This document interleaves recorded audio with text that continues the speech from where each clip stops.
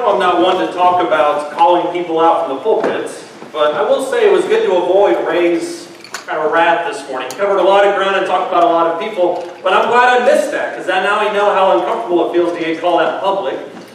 It doesn't mean I'm going to stop it anytime soon, in case everyone was thinking that it's going to be some kind of reprieve. I'll still probably call out people, although, let's be honest, it'll probably be mostly Joe and Nathan from now on. But I did appreciate all the things he said. We do have a lot of number that are out. We have a lot of other people that are in. So whatever your reason for being here, whether it is the holiday weekend, we're thankful that you've chosen to be with us. We keep those people that are traveling, those who are sick in your prayers. We do want to make sure those people arrive back with us safely. Be opening up in your Bibles, though, if you would, to Acts chapter 20. Acts chapter 20 is where we'll begin. We won't spend much time there. But I do want to begin in Acts chapter 20 because I think it lays a good foundation for the things that we're going to be discussing this morning. Acts chapter 20 is an interesting chapter. At the first glance, it seems weird that Paul would spend almost half a chapter talking to one church in specific. He doesn't do this with any other church. He doesn't go to the church at Colossae and spend half a chapter talking to them. He doesn't go back to the church at Philippi and revisit them. But Acts chapter 20 highlights almost half a chapter of just Paul's closing address to these elders at Miletus. And these elders had visited with them, as you know, if you know anything about the book of Acts, especially chapter 19, 18, 19, 20, you know that Paul has a close association with these elders, with this church in specific. And you can see that kind of love carry over into the book of Ephesians, that Paul would eventually write later. You can see it carry over into Revelation chapter 2, where Jesus then addresses a letter to the church of Ephesus. And so it's one of those churches that is very, very well documented in kind of the annals of biblical literature. And you can see the love, in my opinion, you can see the love especially that Paul has for this church when you jump down to chapter 20 and verse 36, for instance. And it says, after his conclusion, after he had been talking to them, it says he knelt down and prayed with them all. They began to weep aloud. They embraced Paul. They repeatedly kissed him, grieving especially over the word which he had spoken, that they would not see his face again. And then they accompanied him to the ship. What these people know here in Acts chapter 20, and one of the reasons I believe this speech is so emotional, is because everybody in the room knows that Paul is about to die. Paul has discussed it. Paul has said it very openly to all these people. And he knows that what lays in his future, especially in Jerusalem and eventually Rome, is he knows it's going to be his persecution and eventually his death. And so Acts chapter 20 not just serves as kind of, a goodbye to this congregation, but also these fellow wishes that he has for these people. And one of the core ideas that he says here, starting in verse 25, is about defending the church that is, for all intents and purposes, very much under attack. In Acts chapter 20, verse 25, he says, "Now behold, I know that all of you, among whom I went about preaching the kingdom, will no longer see my face. Therefore I testify to you this day that I am innocent of the blood of all men, for I did not shrink from declaring to you the whole purpose of God. Be on guard then," verse 28, "for yourselves and for all the flock, among which the Holy Spirit has made you overseers, to shepherd the church of God which he purchased with his own blood. I know that after my departure savage wolves will come in among you, not sparing the flock. And from among your own selves men will arise, speaking perverse things to draw away the disciples after them." Verse 31, "Therefore be on the alert, remembering that night and day for a period of 3 years I did not cease to admonish each one with tears." I love what Paul has to say here in Acts chapter 20, because he not only discusses his love for the congregation, I think you can see that in the words that he has to say to these people, but he also addresses these kind of closing thoughts for the future. And the main thing that he really wants to drive home to these people is, be on guard for yourselves. Be on guard as elders of this local congregation. Be on guard from the threats that will exist. Not may exist, not can exist, but the threats that will exist. And so the way that he talks about persecution here in Acts chapter 20, especially describing Satan as a wolf, he describes the church as a flock. It's a very vulnerable type of position. And I think the background and context of the church at Ephesus really kind of cements that. But the way that he describes persecution here in Acts chapter 20, as he describes that there are dangers outside the church, but then he describes that there are dangers inside the church as well. And especially as he mentions here in Acts 20, he says, "From among your own selves men will arise, speaking perverse things," trying to draw people away. And you can almost imagine, as Paul says that in the room with all these elders, that everybody kind of gets a Judas mentality. They all look, they say, "Are you talking about him? Are you talking about this guy? Is he talking about me?" But what Paul discusses in Acts chapter 20 is the nature of these threats. He discusses these dangers that are always going to be present. The external dangers are very easily seen.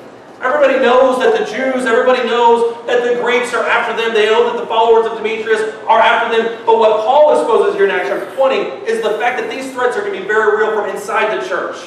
As he would later talk to this congregation in Ephesians chapter 6, verses 10 through 13, right before that monumental kind of armor of God section, he says that we know that our battle is not against flesh and blood, those external threats, although that's there. We know that our true battle, the one that really counts, the one that we need to pay attention to, is against principalities and powers. It's against the spiritual forces of wickedness. That's the danger that we need to have. We need to protect against. We spent a lot of time this year, and it's been our theme for the entire year, to discuss the family. It's been no secret to anybody who's been here this entire year that we've discussed the family in a whole lot of aspects. We're going to discuss the family a lot more kind of scenarios in the future. But one of the best ways to talk about the family, in my opinion, is to discuss it in terms of the church. Paul discusses that, ironically, in the book of Ephesians. He will describe it a little bit in the church at Colossae.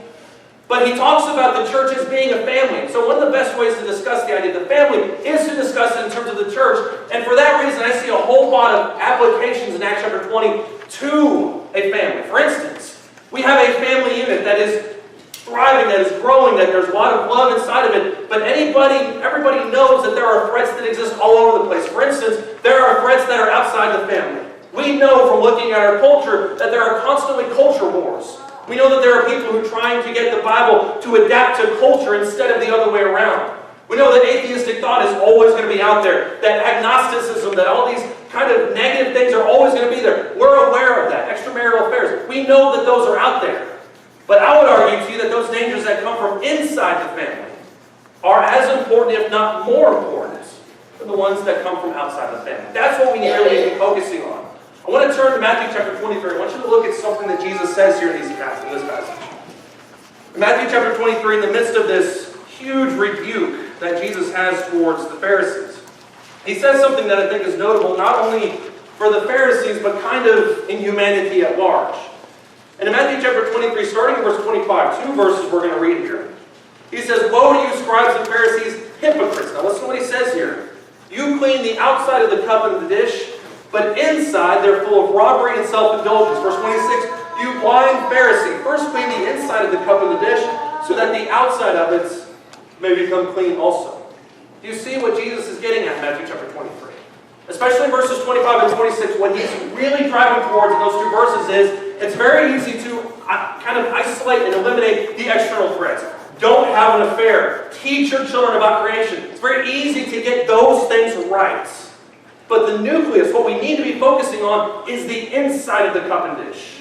And if the inside of the cup and dish, according to Matthew 23, is right, then the outside will be right also.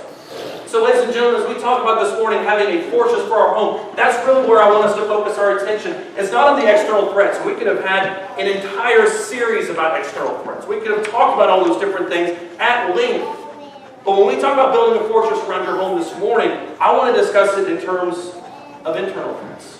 And I want to make one point clear as before we progress any further, that this is a full family endeavor. I know that since it's Father's Day, it's very easy for us to just get up and say, this is something that fathers need to be doing. Fathers, you need to protect your home. And there is truth to that. And I don't want to shy away from that. As fathers, you are the leader of your household. It is on you to protect your family as best you can. But I want to put the responsibility also on every other member of the family. Wives, children, it's on you as well to see these threats, to isolate these threats, and really defend your home against them. The father can't do everything. Although, as a father, I would say we can do a lot of things, including being up all night with babies and stuff like that. We kind of are superheroes. I think that's a good way to characterize us just in general. But we need help from our family. And I think that's what we really need to remember as we progress into this, is that this is a full family endeavor. And you see that also, not only to talk about the church, but you also see that in the Old Testament. I want you to turn your attention to the book of Nehemiah. Nehemiah is way back in the Old Testament, even though it's chronologically happens very late in the Old Testament. But in Nehemiah chapter 2 and 3, in my opinion, is one of the greatest building projects that mankind has ever seen in the history of mankind. It's kind of, in a lot of ways, Nehemiah chapters 2, 3, and 4, in a lot of ways, it's kind of a reverse Tower of Babel. The Tower of Babel is very much built with self in mind to glorify man. But when you get to Nehemiah chapters 2, 3, and 4, it's all about glorifying God. And you see that theme spread throughout the entire book of Nehemiah, and you also see it in the book of Ezra as well. But in Nehemiah chapter 3, the difference is, as we mentioned, that these people are building for God. And in Nehemiah chapter 3, starting in verse 1, it says, Eliashib, the high priest, arose with his brothers, the priests, and they built the sheep gate. They consecrated it. That's the key word there. They consecrated it and hung its doors. They then consecrated the wall to the Tower of the Hundred and the Tower of Hananel. Next to them, the men of Jericho built, and next to them, Zakur, the son of Imri, built. And so right at the beginning of this building process in Nehemiah chapter 3, you have a strong emphasis on God. And I thought about, because it's worth reading, every part of the Bible is worth reading, I thought about reading all of Nehemiah chapter 3. I won't do that because I know that some people want to hit lunch sometime before 6 o'clock this evening.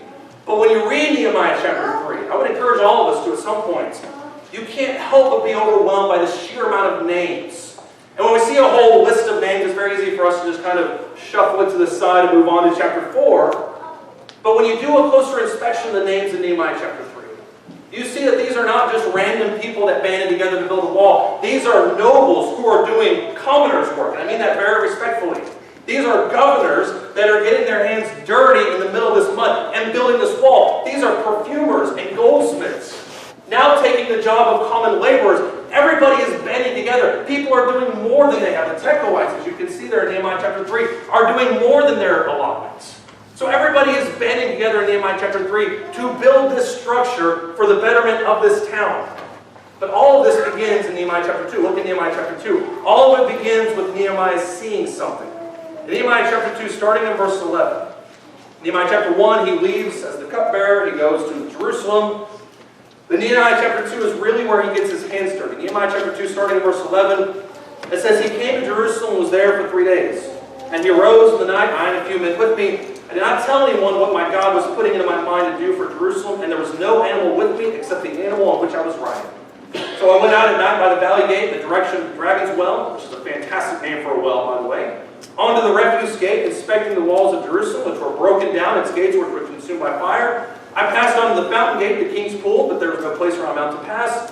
So I went up by night by the ravine, and I inspected the wall, and I entered the valley gate again and returned. And the officials didn't know where I had gone or what I had done, nor had I yet told the Jews, the priests, the nobles, the officials, or the rest who did the work." What Nehemiah does here in Nehemiah chapter 2 is he inspects the walls. He goes out by night. He doesn't tell anybody what he's doing because he wants to see it for his own eyes. He tells the officials, he tells the governors that they're going to take him kind of on a promotional tour of it. They're going to say, well, yeah, that doesn't look too good, but look at this. And they're going to show him what they want to show him. And what Nehemiah wants to do in chapter 2 is he wants to go out and he wants to see it for his own eyes. And the path that he describes in verses 11 through 16 doesn't mean a lot to us in 2019. But basically he makes an entire perimeter search of the entirety of the walls of Jerusalem and inspects every nook and every cranny, and he does it by himself. Immediately after that, verse 17, that's where he describes the importance of it. Look at verse 17. He says to these officials, he says, "You see the bad situation that we're in, that Jerusalem is desolate, that its gates are burned with fire." Now listen to this. "Come, let us rebuild the wall of Jerusalem, so that we will no longer be a reproach." There was nothing more defamatory to a city. There was nothing more degrading to a city than not to have any walls. Basically what you're telling the entirety of the world is, we don't care if you come in and destroy it, you can come in and take our stuff, we really can't defend ourselves that well. And so what Nehemiah says in chapter 2, verse 17 is, this is the city of God. And if anything is worth protecting in a physical sense, it is this city. We need to understand the importance of that, Nehemiah says. And then right after that, verse 18, he tells them how the hands of his God, or the hand of his God, had been favorable to him, and also how the king's words which he had spoken to them. And they then said, "Let us arise and build." The foundation of the work that happens in Nehemiah chapter 2, 3, and 4, that would continue on through the end of the chapter, is by the hand of God himself. Nothing we're going to accomplish, Nehemiah says, comes outside of that. We can build walls, we can build temples, we can build houses, but unless God is with us, then all of it will come to naught. You see Haggai talk about that in Haggai chapter 1, where he says you build, but everything's fallen to the side. You have money, but you put it into a pocket that has holes in it. Because your priority is not building with God. Your priority is building instead of God. And so what Nehemiah says in Nehemiah chapter 2 and verse 18 is, we need to understand what our foundation truly is before we move even further. Ladies and gentlemen, in view of all of that, I want to ask you a few questions. I want to ask you, and no matter whether you're a father, no matter whether you're a mother, no matter whether you're a child, I want to ask you some questions about your family. And I don't mean your church family. I don't even mean your extended family. I know we've got grandparents and stuff here. I want to ask you questions about your family. First thing I want to ask you is, what is your family's weak point? And you may be looking at me and you may say, well, I don't have a weak point. Our family is impenetrable. We're strong. And because of all these things we've went through, we've endured this together, and we do this every day. We read our Bible. You may be telling me we don't have a weak point. I hate to bust your bubble. Every family has a weak point. Every single family that's present here this morning, and every family that has ever existed, will ever exist, has a spot in their wall that Satan can and will exploit if he can, if it's left defenseless. Nowhere is this seen more clearly than in the church at Sardis. Look at Revelation chapter 3. To understand the church at Sardis, we have to understand a little bit of the background. And the church at Sardis kind of is often talked about. Laodicea, Ephesus, they usually get the airtime. But Sardis is an interesting church. In Revelation chapter 3, starting in verse 1, listen to what he says here. Revelation chapter 3, starting in verse 1, he says, to the angel of the church at Sardis write, he who has the 7 spirits of God, the 7 stars, says this, I know your deeds. And what knows the introspection, the fact that he can perceive right to the heart of the matter. I know your deeds. I know that you have a name, that you're alive, but I also know, in verse 1, that you're also dead. Wake up and strengthen the things that remain, which are about to die, for I have not found your deeds completed in the sight of my God. Remember, verse 3, what you have received, what you have heard, keep it and repent. Notice how much he's trying to get them to understand what's happening. Look at your past. Therefore, if you do not, at the end of verse 3, wake up. It's the second time he says this. I will come like a thief, and you will not know what hour I will come to you. I do have a few people, verse 4, in Sardis, who have not sold their garments, and will walk with me in white, for they're worthy. And for those people, verse 5, and those who overcome, they will thus be clothed in white garments. I will not erase his name from the book of life, and I will confess his name before my Father, before his angels. He who has an ear, let him hear what the Spirit says to the churches. The overwhelming consensus when you look at this church at Sardis is this is a church that needs to wake up. This is a church that is in spiritual slumber. They're in a state of stupor because, as he mentions in verses 1 and 2, you have a name that you're alive. You have a reputation, but there's nothing there underneath the surface. And so what he says in verses 3, 4, 5 is, I want you to look at the things that remain. Take those things that are strong. Build those up. I want you to remember what you've been told. I want you to focus on that. Build that up. But you need to, he says as the church of Sardis, you need to build your wall. And this makes sense when you consider the town of Sardis kind of in a nutshell. Sardis at one point was the capital of the Lydian Empire. It was the glory of the ancient world in certain sectors. And this was a town that was, by all means, almost impenetrable. I don't have a map up there on the PowerPoint, but Sardis was located at the very top of a hill. Most cities that are located at the top of a hill start out as a fortress at some point. And Sardis was no different. Sardis was originally a fortress placed on the top of the hill. They had walls all the way around the city, but like every town that is overly confident in their defensive capabilities, they were far more focused on the front than the back. The back of it was where that cliff face was. It was 300 feet in the air. And for centuries they stood. They were toppled at times, but they always kind of retained their original character. That wasn't until Cyrus the Great. You remember Cyrus the Great, the one at the beginning of Ezra that let all the Jews win, and all the Jews go home. Cyrus the Great shows up. And Cyrus the Great has a 14-day siege around Sardis, and he tells all of his soldiers, if anyone can find a way up the back of the city of Sardis, up that hill, into the city itself, I will grant you riches beyond imagination. One of the soldiers that just happened to be on watch duty that night was staring at that cliff face, according to Herodotus, was staring at the cliff face and was thinking to himself, how would I get myself up there, because it's almost completely sheer, and how would I get my army up there? And it just so happened that a soldier of Sardis was standing at the top of the cliff face, dropped his helmet about 20, 30 feet down the ravine, or down the side of the cliff face, and he hopped from one place to another, crawled along some other places, went down, got his helmet, went back up. And that soldier at the bottom of that cliff face identified the exact routes that the army would take to go up the side of the cliff face. And Cyrus went in and took that city within 14 days. Sardis, who thought they were impenetrable. Sardis, who thought they couldn't be destroyed. Sardis, who thought that nobody would ever breach the walls, eventually had their walls breached. A few years ago, I went to the funeral of somebody back home in Amarillo. I can't say back home because this is my home now, but back in Amarillo. And I was talking to somebody that was there, and I was talking to them about their son. It was somebody who I'd grown up with, and I was very close as a kid. And they were talking to me about their son, who was, at this point now, the farthest thing from a Christian. It had been 15, 20 years since I talked to him. But now he's the farthest thing from a Christian. And he was telling me how he lives completely away from God. He's engaged in all sorts of really gross immorality. And he was talking to me, and he asked the question, I've thought about this constantly since then. He asked me the question, how did something like this happen? And at that point, I didn't have an answer for it. I didn't know the whole situation, understand it. But even though I don't have an answer, I know where he came from. And I remember every single time the doors were open, that Sunday, Wednesday, I remember every single time seeing that kid in worship services with us. He was there in Bible class, answering the questions. And so to the outside, it looked like he was somebody that was strong. And I don't know the family life, I don't know what happened behind closed doors, but I am here to tell you that somewhere along the way, there was a crack in that wall.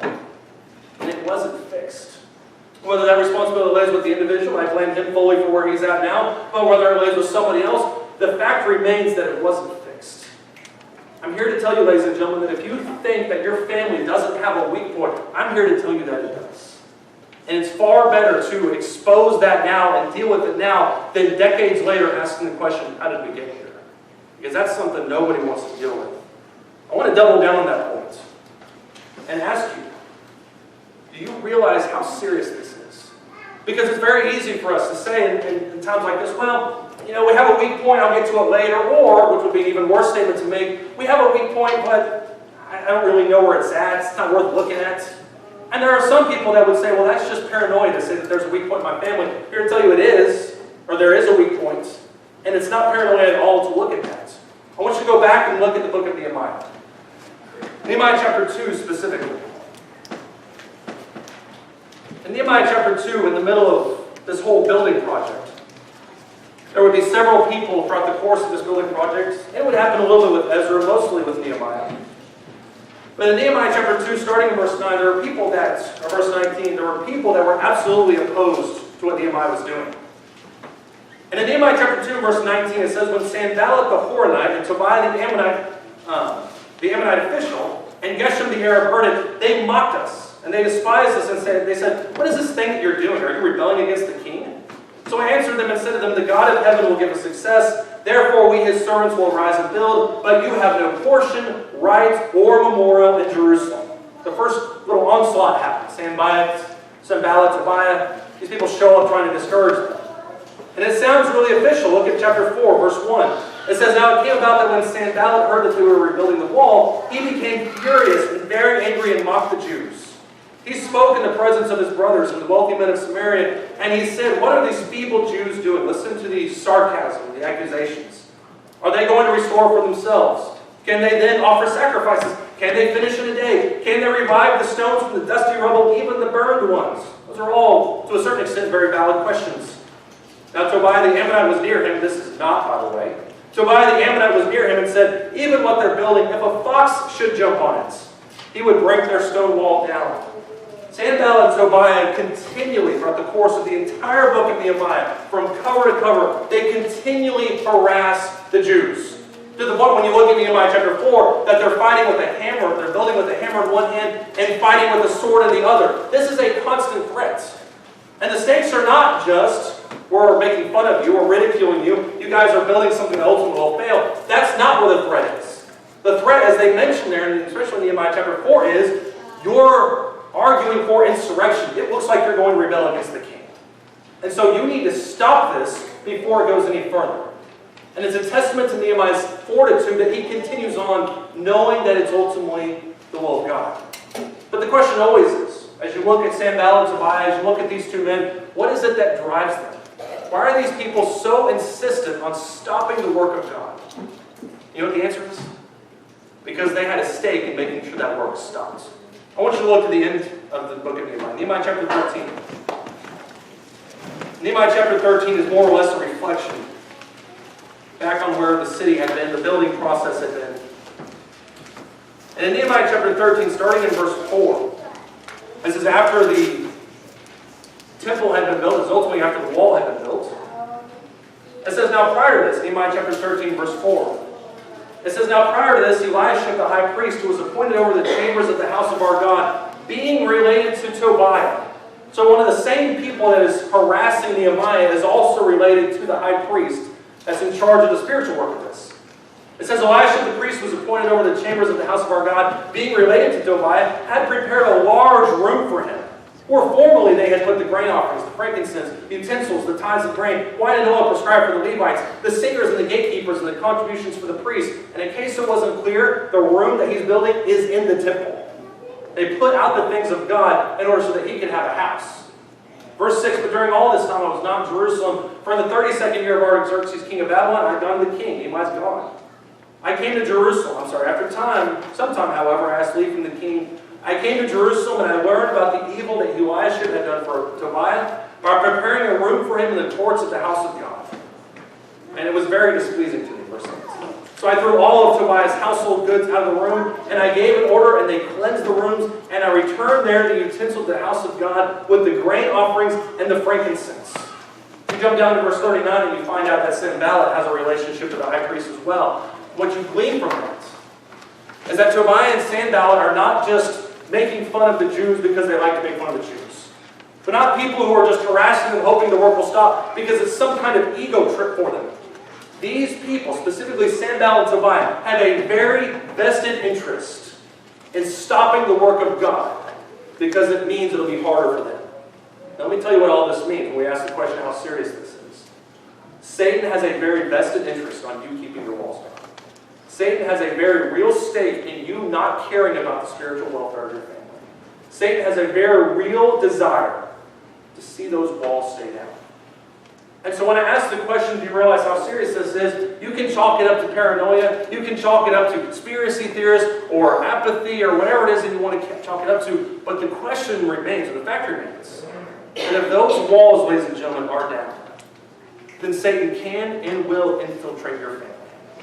And the best thing that you can do right now is to identify your family's weak points and build the walls and build them ultimately on the foundation of God. Psalm 127 is very clear. Psalm 127, Solomon, ironically, records the statement, or he says the statement, unless the Lord builds the house, they labor in vain to build it. I wonder if some of the people who have that cross-stitched on their wall know who said that. Because Solomon, for all of his wisdom, did not build his house on the Lord. He built the temple to be sure, but his house was anything but built on the foundation of God. He's somebody that when 1 Kings chapter 11 rolls around, has relationships with 1,000 wives, and that's not an exaggeration. He has relationships with all the foreign gods. And so even though he says in Psalm 127, unless the Lord builds the house, they labor in vain, that's not something he put into practice himself. But it absolutely is something that we need to put into practice ourselves. We need to build our foundation on God's will. We need to build our foundation on God's Word and make sure that we implement it in our life. At the end of Matthew chapter 6, after Jesus has finished the greatest sermon that has ever been spoken. And I know some of you who hear me think, well, that's just hard to believe. But this actually was the greatest sermon that was ever spoken. In Matthew chapter 6, Matthew 7, at the end of all of this, Jesus asks some questions, or has an allegory that explains the importance of putting into practice what he says. In Matthew chapter 7 and verse 24, he says, therefore, everyone who hears these words of mine and acts on them may be compared to a wise man who built his house on the rock. The rain fell, the floods came, the winds blew and slammed against that house, and yet it did not fall because it had been founded on the rock. The rock is the Word of God. The rock is Christ. Everyone who hears these words, verse 26 of mine, and does not act on them will be like a foolish man who built his house in the sand. And the rain fell, and the floods came. The winds blew and slammed against that house, and it fell. And not only did it fall, but great was its fall. What are you building your foundation on, ladies and gentlemen? What am I building my foundation on? And may I suggest this morning, for Father's Day, that you build your foundation on the Word of God. And that you build it tall, that you build it strong, that you build it thick. Because Satan is very real. He's out there trying to find that weak point to penetrate your family. And if he finds it and exploits it, great could be the fall of your house as well. You know, fortresses are interesting things. I love history, and so I love fortresses. I love seeing pictures of old castles. I haven't really visited any in my lifetime, but I love studying about them. And every fortress throughout the beginning of time, no matter if you're talking about 3000 BC or 1500 AD, no matter what you're talking about, every fortress has at least one thing in common. Every fortress has a perimeter wall, which is what we think of when we think of the fortress, but every fortress also has a keep. And the keep is the last line of defense. That's where you put the king, that's where you put the most important person. That's your absolute stronghold. And so even if people get into your city and they loot the houses and they loot the towns, if you can keep that core population alive and defend the keep, then your culture and your civilization remains intact. It's ironic that in the destruction of Jerusalem in AD 70, that keep was the temple. And what Josephus records in the destruction of Jerusalem is that everybody, after the Romans had breached the walls, the Jews had all poured into the temple to the point that people were almost standing on top of each other. And the destruction was great everywhere in the city, but in that place, it was the most violent. Where bodies stacked on top of bodies, most of them burned to a crisp. And what I'm here to tell you, ladies and gentlemen, is don't wait for the Romans to be at your doorstep before you retreat to the keep of God's word. Don't wait until Satan is right at your front door before you retreat to God's word and hope that it will save something by some kind of miracle. Make the word of God your fortress. Make it your keeper. Make it your city. Make it your foundation. Make it everything. And if God builds your house, then Satan will have a really, really tough time trying to break through. Make your home a fortress.